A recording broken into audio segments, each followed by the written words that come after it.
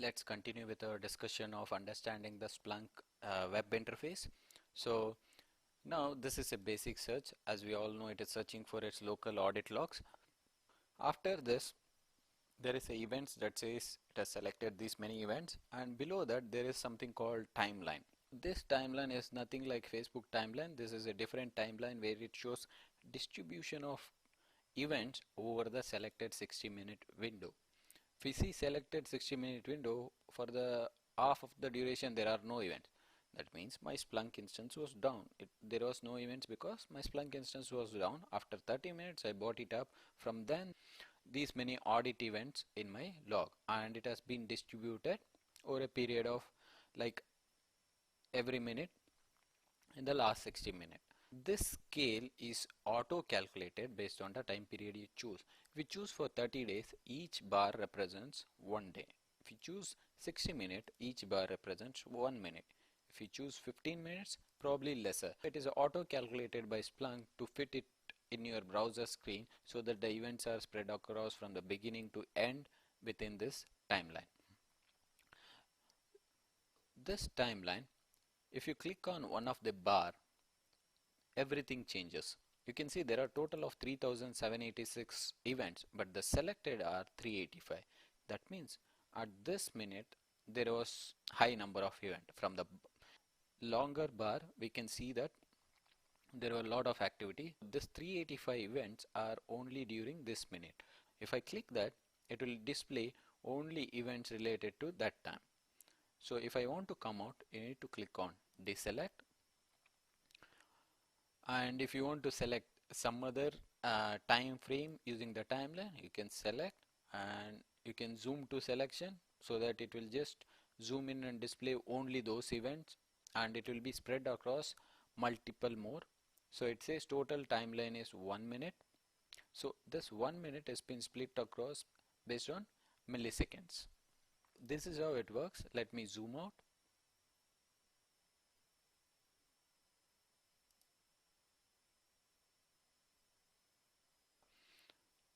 Now we are back to our last 60-minute search.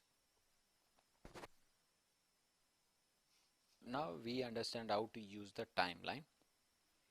Let us go one step below. There are three different menus below the timeline. These are called the events menu.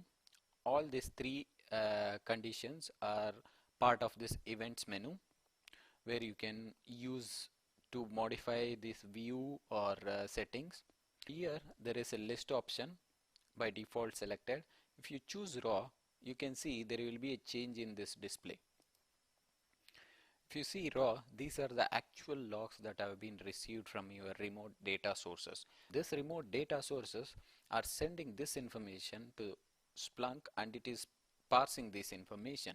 If I this is the raw log file. If you extract, this is how, or if you go to your remote machine and check the logs, this is how it will be. It will be a plain text, and it will be every line parsed similar to this. If you click on list, it shows your actual log file along with time and along with three fields displayed below.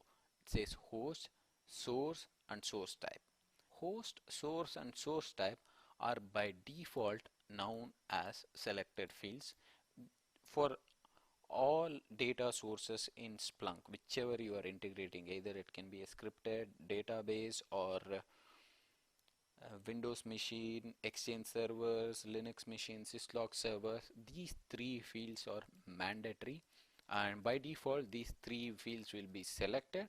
When you say selected fields, they will be displayed right next to your event in the list form.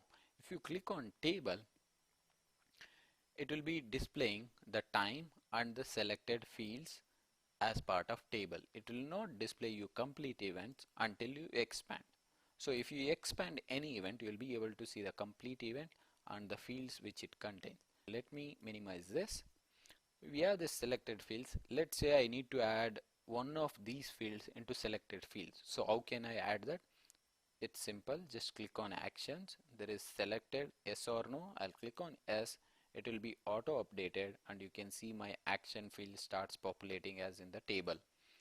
If I don't want table, you can select list. It will come back to our default view where audit, it shows the complete logs and the selected fields as part of the next line.